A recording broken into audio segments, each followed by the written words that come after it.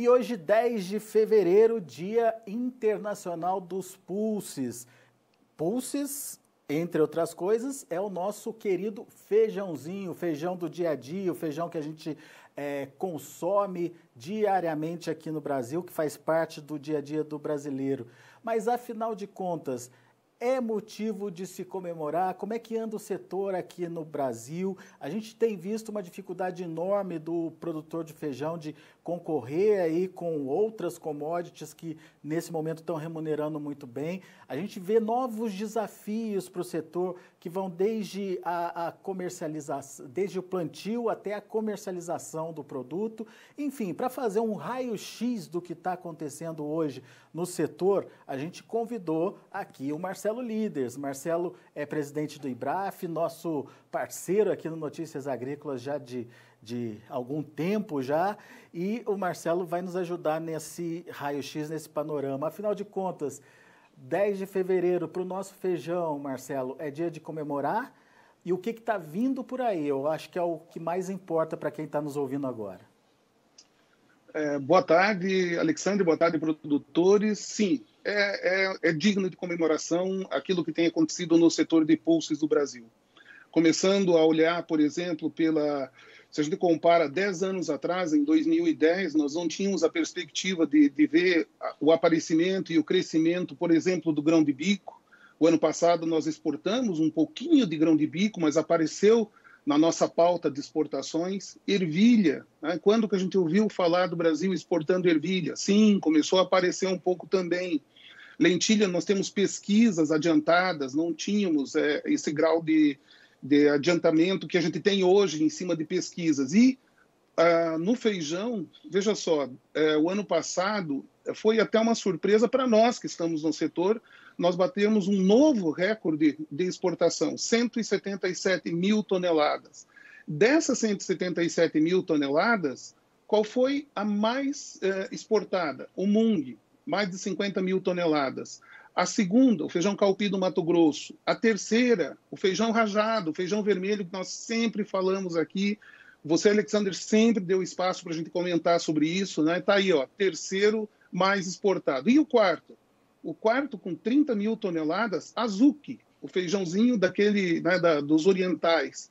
Então, a pauta de exportação aumentou. Né? São perto aí de 160 milhões de dólares. Se somar junto com colheitas especiais, que é o gergelim, 250 milhões de dólares. Temos o que comemorar. Aqui dentro, do ponto de vista do produtor, também tem o que comemorar, porque os produtores que têm conseguido colher, os preços estão bons. Bons, né, preocupam aí o consumidor, preocupam o governo. Bons porque a área diminuiu, né, de feijão. Mas, por outro lado, nós temos um feijão carioca que permite ser armazenado, coisa que nós não tínhamos também quando você olha 5 anos atrás. O que é 5 anos atrás? É pouco tempo, né? Então, tem avançado bastante. Temos desafios, sem dúvida nenhuma. Um deles, ainda conversava hoje de manhã com o Dr. Menezes, da TAA, que é alguém que desenvolve variedades e pesquisa. Ele estava me comentando que uma variedade de uma empresa particular, né, como a dele, que não é pública, custa em torno aí de 500 a 700 mil reais para desenvolver ela. Para você ter uma ideia, é tão pouco uso de sementes e é tão pouco retorno que empresas como a dele têm em algumas variedades, que não vale a pena pagar os R$ 1.800 de renovação da licença no Ministério da Agricultura a cada ano.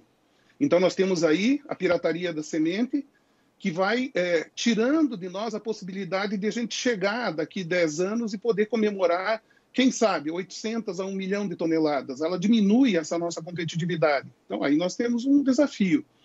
E o novo desafio é algo que vem de vários lados se encontrando. De um lado, consumidores cada vez mais exigentes do ponto de vista de onde veio isso que eu estou comendo. Foi acelerada agora com a questão da pandemia no mundo todo, a preocupação com o alimento, né, da sua origem, como foi produzido.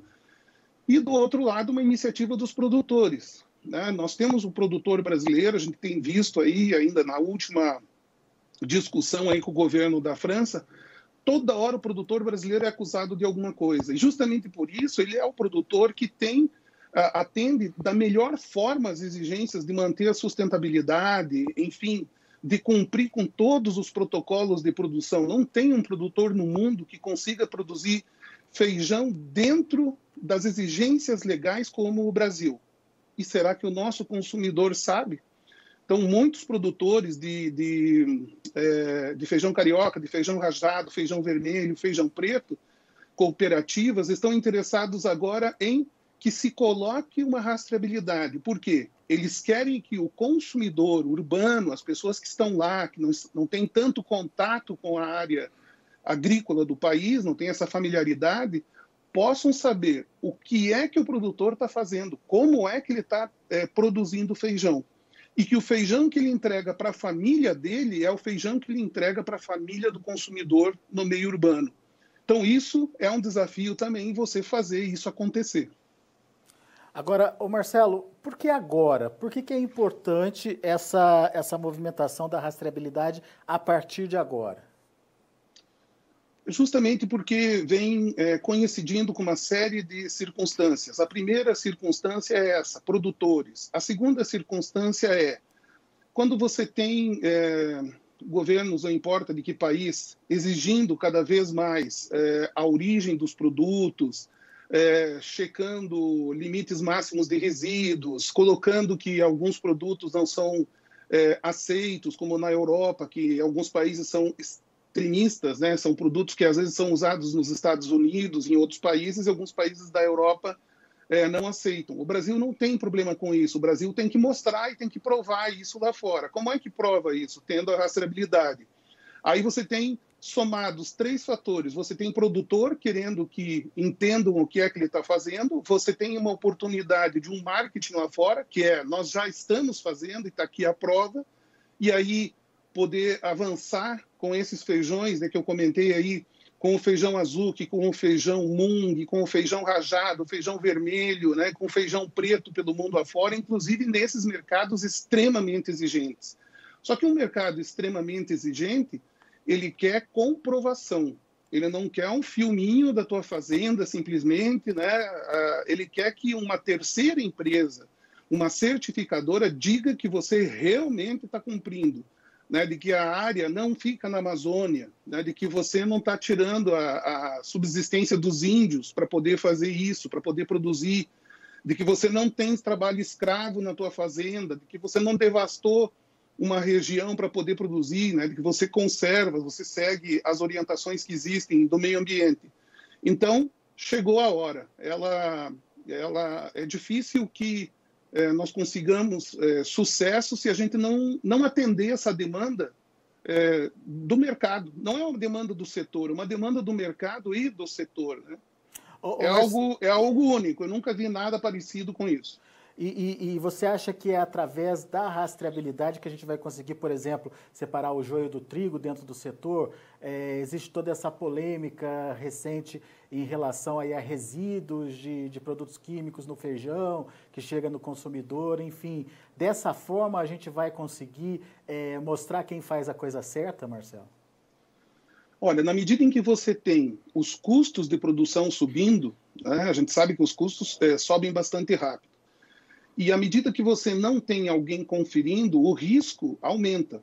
Então, existem produtores conscienciosos, cooperativas, cerealistas e as marcas preocupadas de que não passe alguma coisa para o consumidor que venha a dar problema. É para evitar que existam problemas.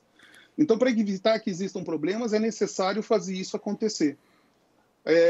O principal fator, eu diria para você que, claro, quando existem reportagens que mostram que existe defensivo sendo contrabandeado de algum lugar, alguém usa isso. Será que foi um produtor de feijão? Como é que a gente vai saber se não foi ou foi? Né? O glifosato não é permitido em feijão. Nós vimos no México banir o glifosato. Os nossos produtores não utilizam glifosato. Eu diria para você, seguramente, 90%, 95% das lavouras não utilizam glifosato. Tá, e como é que o empacotador vai saber se o produto foi ou não, tem ou não glifosato? E as marcas têm preocupação, sim, porque elas construíram marcas, são marcas construídas ao longo de 20, 30 anos. não podem correr o risco. Como é que eles fazem para não correr o risco? Nós não tínhamos acesso, alguns anos atrás, à tecnologia que a gente tem hoje. Existem testes que são acessíveis. Uma análise num laboratório levava 40, 45 dias. 1 ou 2 laboratórios no Brasil faziam isso, né, esse tipo de testes, e custava R$ 2.000, R$ 2.500 um teste. Hoje você faz esses testes por R$ 400, R$ 500. Hoje existe a possibilidade de fazer teste rápido lá na fazenda, antes de tirar o produto lá da fazenda, ou quando recebe. Então, há uma coincidência de tecnologias, né, que já estão disponíveis e que nem se pensava que seriam utilizadas para feijão. Mas qual é o produto que vai direto para o consumo? O feijão. Né? Qual é o produto que nós temos a maior chance de crescimento lá fora, agora nos próximos anos? É o feijão, né? Mais do que diversos outros itens aí que já são o primeiro colocado na lista de mais exportados. Qual que vai crescer muito e, consequentemente, vai chamar atenção? Os feijões, os pulses. Então, organiza a casa, arruma a casa, deixa tudo em ordem, busca as garantias, coloca a certificação em cima disso e entrega, primeiro lugar, para o nosso consumidor e depois para os consumidores lá fora também. Mas daí o produtor deve estar se perguntando, mas e o custo disso, Marcelo? Feijão é muito irregular nos preços, enfim, é uma montanha-russa, às vezes você está ganhando muito, às vezes você está tomando prejuízo. Quanto é que vai me custar isso, Marcelo?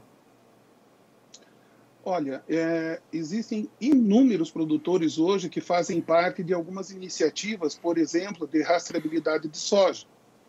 A gente viu agora, recentemente, um movimento de uma empresa multinacional que vai exigir rastreabilidade aqui no Brasil.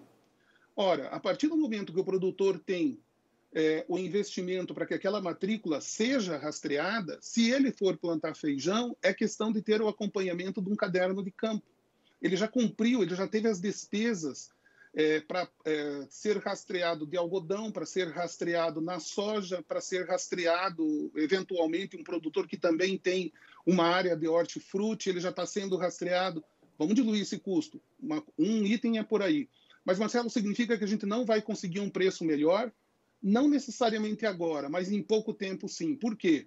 Porque na medida em que o setor consiga entregar lá na prateleira do supermercado boas marcas, com algum tipo de identificação de que este é limpo, este é rastreado, com uma campanha de conscientização via mídias sociais e um trabalho continuado, a gente vai criar um diferencial.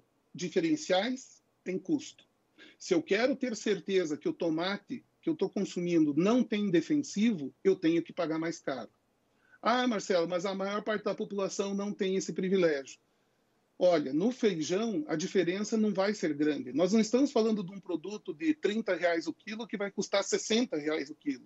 Nós estamos falando de um produto que custa R$ 7, R$ 8 o quilo e que pode vir a custar R$ 2 a mais. Né? Essa é a expectativa. Então, você começa a criar, inclusive para o feijão bem produzido,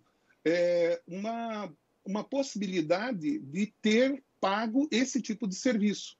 Se nós não queremos gastar com a nossa saúde futuramente, nós temos que saber o que nós estamos consumindo. Então, nós vamos pagar por isso também. Ah, mas vai ter uma parte da população que não vai ter acesso, ou vão ter marcas que não vão se importar com isso. Infelizmente, tem um monte de tomate aí que é produzido, desculpe pegar o tomate, não tenho, né, eu sou um fã de tomate, por isso estou falando sobre isso. Tem muito que é produzido e que você não sabe se tem ou não algum tipo de resíduo, ou se teve mão de obra escrava, ou se foi produzido aonde, certo? E continua existindo mercado. Mas existe um mercado crescente, que ele começa lá com 5%, 10%, 30%, 40%, 50% do mercado, que paga pela garantia que entrega. Legal. Desculpe, que acessa. Uhum. Muito bom. Isso é importante o produtor entender nesse momento. Agora, eu queria retomar alguns pontos da sua fala inicial, Marcelo. Por exemplo, você falou da importância do uso de semente e de uma semente boa, né? A fim de, inclusive, remunerar a pesquisa, né? Como é que nós estamos em relação a isso hoje? Existe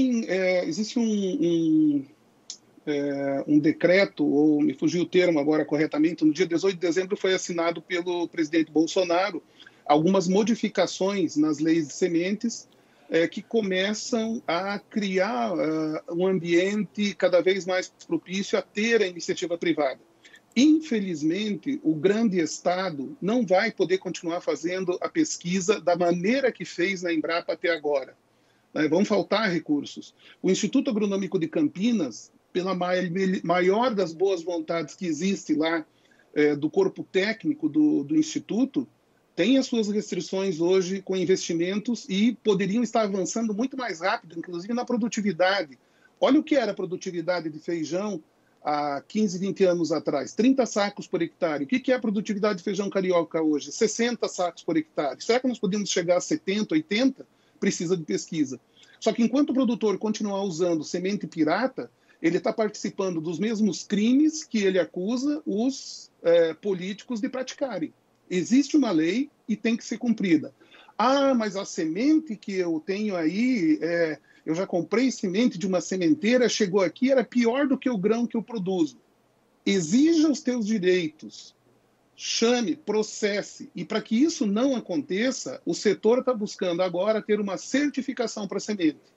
Não vai mais ser a sementeira que vai bater no peito e dizer essa semente eu garanto. Vocês sabem que são poucas no mercado que podem dizer isso, mas todas dizem. Quem que vai fazer a diferenciação do joio e do trigo? Uma certificação. Dentro do programa que existe do Semente Legal, que a área de pastagem vem avançando bastante, melhorou a qualidade enormemente, está organizando o mercado de pastagem. O mesmo vai acontecer no feijão. Mas por que isso? Porque nós precisamos avançar na pesquisa de Mung, nós precisamos de semente boa de Mung, adaptada para o Brasil, de Azuki. Alguém conhece semente certificada de Azuki? Não tem? De Mung? Não tem. Tem uma iniciativa agora no Mato Grosso que deve entregar alguma coisa no ano que vem. Existem outros feijões, existe, por exemplo, a pesquisa de grão de bico está avançando, mas será que se ela tiver o aporte de recursos de uma empresa privada que invista e que entregue para o produtor uma boa semente, ela não vai acelerar esse processo? O grão de bico está avançando com o esforço de uns heróis, da pesquisa, produtores, e é um mercado gigante no mundo. Aqui custa R$30 o quilo. O nosso produtor tem como entregar esse produto lá na prateleira por menos de R$10 o quilo. Como é que você faz isso acontecer? Com escala. Como é que você faz para ter escala em um produto como esse? Semente. Então, não é uma questão de ser legalista, é uma questão de ser realista, de não dar tiro no pé. Mas como é que a gente vai exigir que o produtor utilize semente se a gente não dá garantias para ele? Vamos atrás dessas garantias. Boa, Marcelo. Outro ponto que você considerou, que você colocou lá na sua introdução, foi a exportação, que a gente, no ano passado, conseguiu exportar volumes recordes aí de feijão. Qual é o futuro da exportação e como é que o produtor deve se posicionar para participar desse mercado, Marcelo? Olha, a soja e o milho, pelo que me dizem os especialistas, ela tem pelo menos um horizonte de 2 anos com preços bastante valorizados em dólar. O feijão tem valido ao longo do tempo, de 2005 para cá, 2,43 sacos de soja, quando não tem nenhum problema mais sério de clima. Quando tem problema climático, ele tem que corresponder a essa quebra. Nós estamos com 40% a menos de área na primeira safra. Nós tivemos estiagem, tivemos agora excesso de chuvas no Paraná, e há quem não esteja informado que pensa ou defende que o preço do feijão está muito caro, a R$300 ou R$320, que é impossível subir mais o preço. Faz a conta, 2,43 sacos e vê quanto que dá. Daria R$380. Então, um preço de R$350, R$380 hoje em feijão carioca não seria um palavrão. O feijão preto está R$350. Onde que eu quero chegar com isso? Produtores, a soja e o milho já estão precificados. Você já sabe quanto vai ser o preço da soja e do milho. Hoje você tem contratos. Faça um contrato de produção, trave o teu custo e fique com o restante em aberto para fixar lá na frente. Por quê? Porque o feijão vai entregar o preço, vai ser precificado lá na frente. Hoje ele está em reais e é R$ 300. Se a gente tiver uma safra cheia, lógico que o preço pode baixar um pouco. Lógico, isso pode acontecer. Mas veja, se ele for baixar a níveis que dê prejuízo, vai ser impossível que isso aconteça. O feijão carioca, por exemplo, vai ser armazenado. É o que o produtor vai fazer. Se você tem travado já parte do teu custo na entrega para o exportador ou para o empacotador, de feijão preto, por exemplo, que tem contratos agora, você está garantido, está travado. E será que ele vai ser tão menor se a área de soja e de milho está crescendo? Se no Mato Grosso está todo mundo correndo para plantar milho, mesmo com a janela com risco, será que vão plantar tanto feijão calpi para exportação? Já tem contratos de calpi que há um ano atrás era R$70, R$80 a R$150. Quanto pode valer esse calpi na época da colheita? Ou durante o ano na comercialização? A nossa comercialização precisa ser cada vez mais parecida, né, com a comercialização de outros países que estão adiantados na produção de pulses, como é o caso dos Estados Unidos, do Canadá. Lá o produtor colhe uma vez por ano e vai negociando ao longo do tempo. Aqui no Brasil, a gente já tem produtores que negociam ao longo do tempo. O produtor de feijão preto no sul, nas cooperativas, deposita e vai vendendo aos poucos. O produtor de médio e grande porte em Minas e Goiás, ele não é um bandido quando ele guarda a produção dele. Ele guarda a produção e vai negociando como qualquer produto. Então, aquilo que a gente viu na imprensa tempos atrás, aí, estão guardando o produto, temos que confiscar. Esqueça isso. O feijão de barracão é o tipo da safra que tem dado mais lucro.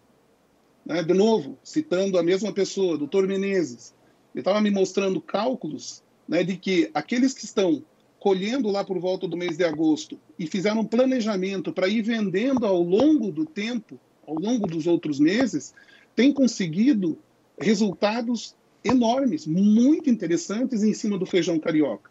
Vai todo mundo plantar feijão carioca agora para daí derrubar isso? Não. Está aí a nossa pauta de exportação mostrando que ela é cada vez mais robusta. Aonde que pode chegar a exportação? A exportação, com esse fenômeno do milho e da soja, ela está aumentando em todos os países do mundo. A área de soja, e de milho e de outras proteínas. Consequentemente, os feijões estão com preços muito acima do normal em todos os países do mundo. Então, é algo a se pensar. Ora, se tem mais soja e milho sendo plantado, o feijão vai corresponder, como já está respondendo no preço. Porque, obviamente, você diminui também, né? Quando existe essa concorrência da soja da soja e do milho, você diminui a área de produção de outros países também que vão precisar demandar de algum lugar, certo? A gente fala muito da China, né? A China, em todas as conversas, a China está. Muito bem. O que aconteceu com a China? Em 2012, 13, a gente voltando de um congresso em Singapura, chegando no Brasil, começamos a falar de mung beans. Por quê? Porque naquele congresso nós vimos que a China estava dizendo e mostrando e provando que ela iria sair do mercado de mung. Ela não só ia deixar de ser exportadora, de fornecer para o mundo, como ela ia passar a ser importadora. O ano passado, nós exportamos, o maior volume foi de feijão mung. Isso mostra que esse tipo de análise está correta. O que aconteceu com a China de lá para cá? Ela mudou de ideia? Não. Pelo contrário.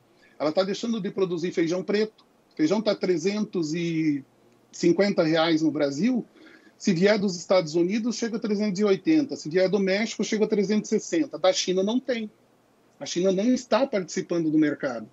Então, a China nós estamos tratando agora de organizar para poder exportar para a China.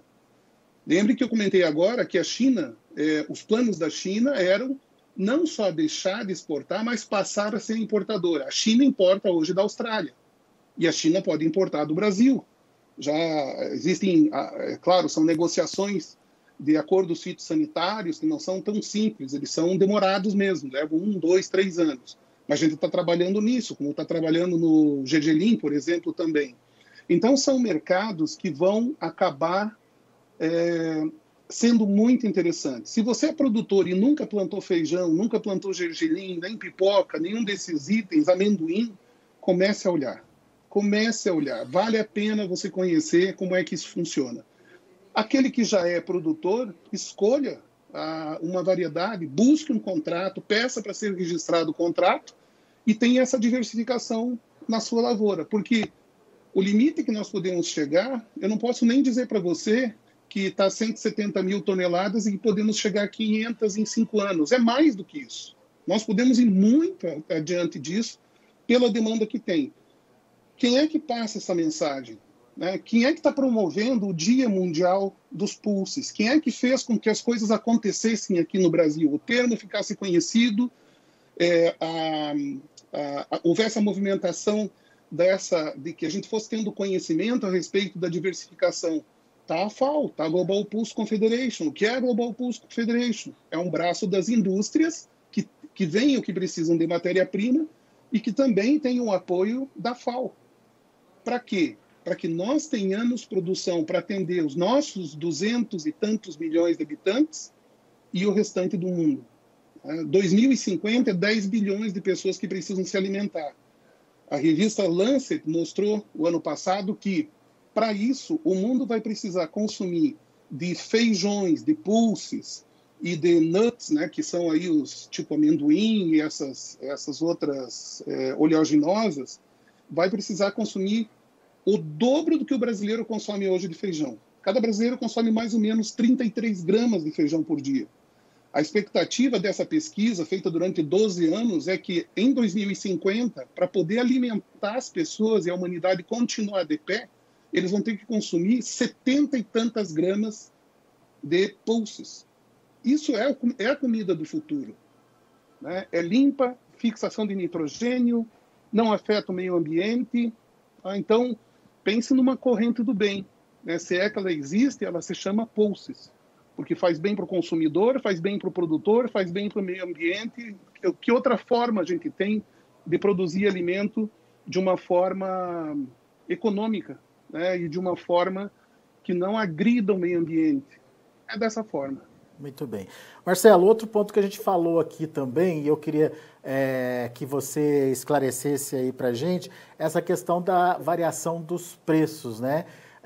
O produtor ele fica sem saber se investe mais ou menos, porque ele também não sabe que preço que ele vai vender o feijão dele. Isso é coisa do passado ou ainda é um problema para o setor? Olha, com a criação que foi feita a 4 mãos com os produtores, que foi feita a 4 mãos com a imprensa, Notícias Agrícolas tem ajudado muito nisso, foi feita a 4 mãos com os empacotadores, com os corretores, surgiu o preço nacional do feijão. Até então, a gente dependia da madrugada em São Paulo, da manipulação que era feita lá.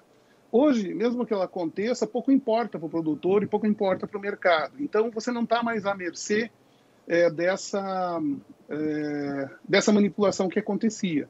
O único feijão que ainda existem compradores que se baseiam, às vezes, no que acontece em São Paulo é o feijão carioca, mas o preto não tem nada a ver com São Paulo, com o mercado do Brás, o rajado, o calpi, nenhum desses feijões. E a gente tem que olhar o horizonte que a gente tem para os próximos 24 meses, é um horizonte muito bom. Pode ser que você, na hora que colha, que tem um pico de oferta, que você tenha uma redução do preço, uma redução de margens. Dificilmente vai ser prejuízo, muito dificilmente. Agora, logo em seguida, com tudo isso que eu contei para vocês, você tem aí uma perspectiva muito boa de negociação. E você não está atado a um só mercado. Vender só na América do Sul, ou vender só no Brasil, ou ter só o mercado da China, ou só o mercado da Índia. O ano passado, nós vendemos para cerca de 100 países. Algumas quantidades foram muito pequenas, mas esses 177 mil toneladas foram para cerca de 100 países. Isso é muito bom, abre uma perspectiva muito boa. Tenho certeza que os produtores que estão nos acompanhando agora são produtores que conhecem e sabem o que isso significa no mercado. Você falou aí dessa enfim, perda da hegemonia aí do Brás. Isso vale também para o carioca, Marcelo? ele vem acontecendo muito forte no Carioca, porque antes o pessoal esperava amanhecer para saber o que foi vendido no Brás. Hoje não.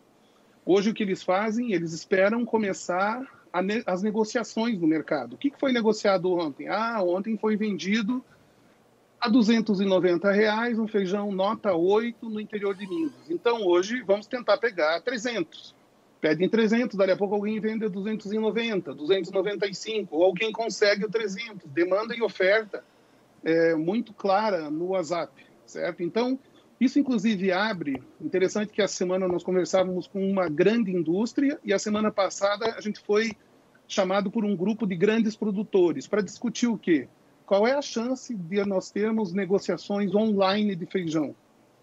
Para quem tem 57 anos como eu, a gente fica um pouco pensativo. Será que tem como? Mas olhando para aquilo que acontece dos supermercados agora, com vendas online que decolou de vez, com todas as coisas indo para online, a gente fazendo compra, né, a gente jamais imaginou comprar sapato online. E as pessoas compram muito sapato online hoje. Marcelo, sapato com feijão vai comparar? Eles vão dar um jeito. Eles vão acabar trazendo isso cada vez mais para essa formalização e esse conhecimento. Então, o conhecimento atomizado daquilo que acontece no mercado, o conhecimento instantâneo do que está acontecendo no mercado, quando você tem um grupo de pessoas honestas contando o que está acontecendo, domina a negociação. Você não quer saber o que aconteceu no Brás. Pouco importa. Você quer saber a quanto que Minas vendeu, quanto que o Paraná vendeu, quanto estão vendendo no Mato Grosso. Tem feijão em São Paulo ainda? No interior de São Paulo? Tem. Está vendendo a quanto? É isso que importa no mercado de feijão. Muito bem. Marcelo Líderes, resumindo, antes da gente terminar a nossa conversa, resumindo, boas perspectivas para o setor como um todo, não só para a produção, mas toda a cadeia aí do feijão tem pelo menos uma perspectiva de futuro diferenciado, melhor, enfim, trazendo oportunidades para todo mundo. Agora, não podia deixar de te perguntar, Marcelo, do momento do feijão, do mercado. Como é que está esse mercado agora e quais são as perspectivas aí que a gente tem aí, pelo menos no curto e médio prazo? Nós tivemos um grande volume sendo vendido a semana passada. Nas gôndolas, os empacotadores começam a comentar que está fluindo, né? Está começando a voltar à normalidade depois de um mês de janeiro muito parado. As perspectivas que se abrem com o aceno do governo de voltar com algum tipo de ajuda vai impactar direto na venda de feijão. O momento agora, o feijão carioca está aí por volta de R$ 250, R$ 270 no Paraná, atingido por diferentes graus de defeitos por causa das chuvas. O feijão de melhor qualidade em Minas, variando de 295 a 300, 310. Feijão nota 8, 280, 290. Feijão preto, 350 estável. Poucos negócios, mas por enquanto sem não aponta nenhuma queda de preços ainda. Pode até ter semanas que recuem um pouco, depois volta a subir. Feijão rajado sendo vendido aí a 370, 380 reais. Feijão vermelho na mesma base. Feijão calpi, aquele calpi tipo do Mato Grosso, 220 a 250. Eu acredito que sejam esses os principais feijões agora do momento. Muito bem. Mais perspectiva de altas ou a tendência é de estabilizar nesses patamares, Marcelo? Num horizonte de 30 dias, a tendência é que os preços voltem a se mexer, voltem a apresentar algum tipo de valorização. Em fevereiro, nós teremos menos feijão do que tivemos em janeiro. Se nós temos uma demanda começando a se movimentar, um pouco de dinheiro a mais entrando no setor, existem setores dando bons sinais na economia brasileira, não demitiram, existem setores que já estão admitindo pessoas, isso é muito bom para o nosso setor. A primeira necessidade que o cidadão vai atender é dos alimentos básicos. Então, as perspectivas são boas aí para os próximos 90 dias, eu diria. Legal. Meu caro Marcelo, muito obrigado, viu, pela sua participação conosco aqui no Notícias Agrícolas. Marcelo está o dia inteiro por conta das comemorações aí do Dia Internacional dos Pulses, mas arrumou um tempinho para falar com a gente aqui. A gente agradece a disponibilidade, viu, Marcelo? Obrigado pela parceria. Por favor, vocês são sempre apoiadores aí do setor de pulses. A gente deve muito a vocês, ao trabalho que vocês têm feito, ao espaço que dão para o setor. Se você me permite, hoje à noite, às 19 horas, vai ter uma live da Embrapa, no YouTube/Embrapa, tirando um monte de dúvida lá com o pesquisador, né, que é o Dr. Varley, é uma iniciativa da Embrapa, e a gente vai estar lá falando sobre o mercado também com os interessados. Vai ser um prazer receber vocês lá. 7 horas da noite, no YouTube da Embrapa. No YouTube da Embrapa. Combinado. Beleza, Marcelo? Grande abraço para você. Valeu, um abraço. Tá aí. E viva o feijão! E viva o feijão, tá certo. Tá certo, Marcelo Líderes. A gente agradece muito a participação e a parceria aí do Marcelo com Notícias Agrícolas. A gente fica por aqui, agradeço muito a sua atenção, a sua audiência. Daqui a pouco tem mais boletins trazendo mais informações para você. Continue com a gente.